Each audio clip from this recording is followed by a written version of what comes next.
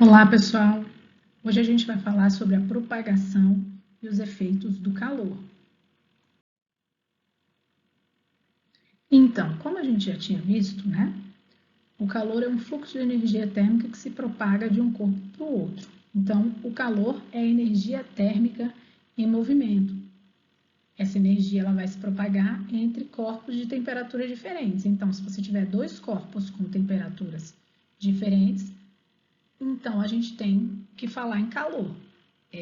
O corpo que tem maior temperatura vai ceder calor para aquele que tem menor temperatura. Então, assim que a temperatura se igualar, não haverá fluxo de energia térmica, não haverá mais calor, ok? Mas quando ele está em trânsito, esse calor, né, essa energia térmica está em trânsito, há três formas de se propagar, ok? Entre os corpos, que é a radiação, a convecção e a condução. E essa propagação, ela aparece muito nos nossos dias, né? No nosso cotidiano. Convecção, a gente tem aqui na garrafa térmica, eu vou explicar para vocês como é que funciona. A condução, uma panela, quando a gente coloca no fogo. E a radiação, uma fogueira, ok? Então, vamos ver alguns exemplos de propagação de calor. A primeira é a condução térmica.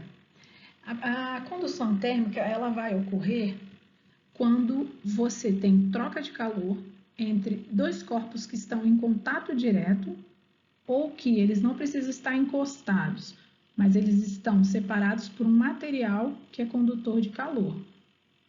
Ele não é um isolante térmico, no caso, né?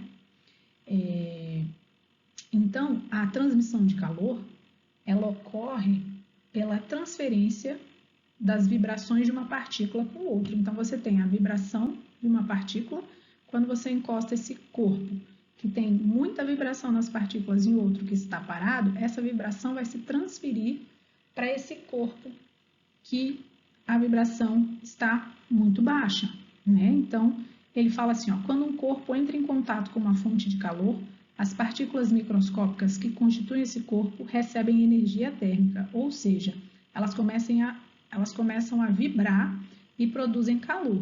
Elas produzem energia térmica, a temperatura aumenta, tá bom?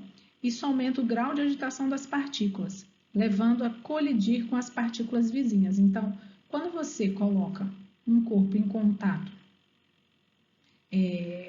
com uma fonte de energia térmica, as partículas começam a se movimentar e elas começam a se chocar. E esse choque bate na outra partícula que vai transferindo essa vibração para outra partícula, produzindo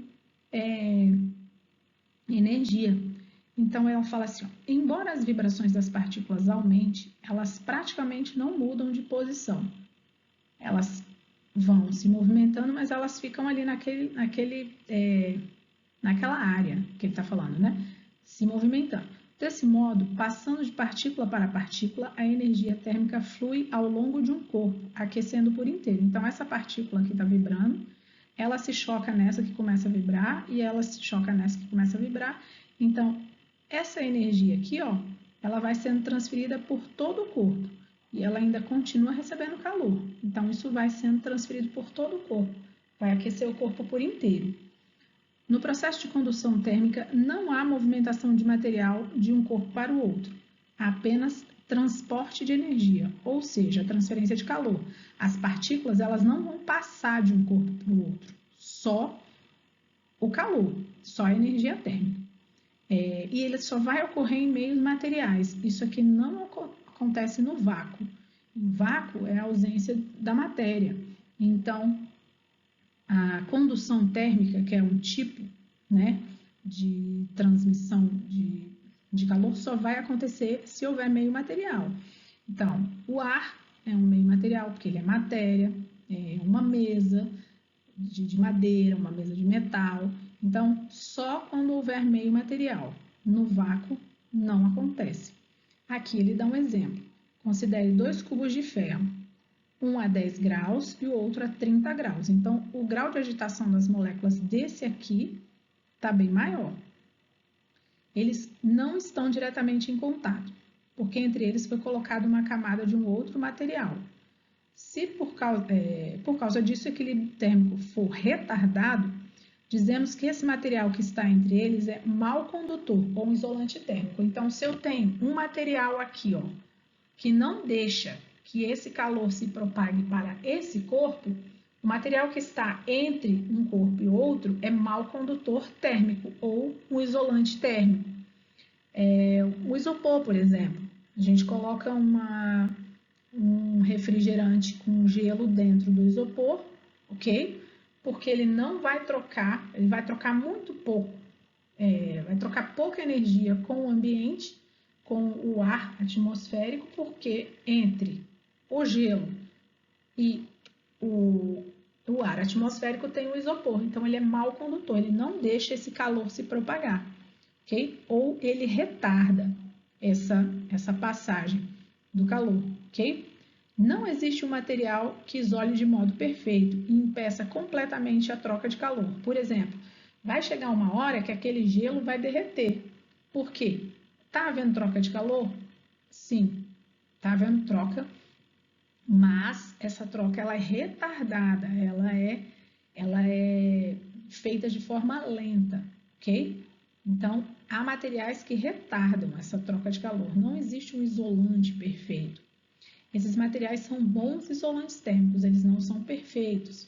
Entre eles, podemos citar a cortiça, aquele material que tem na rolha dos vinhos, né?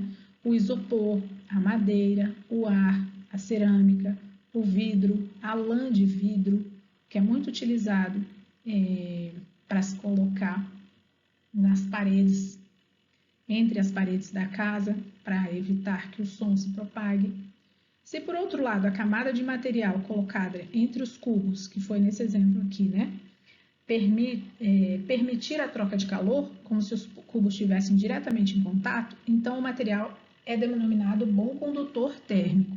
Se essa troca de energia aqui ela acontece de forma rápida, o material que está entre eles é um bom condutor térmico.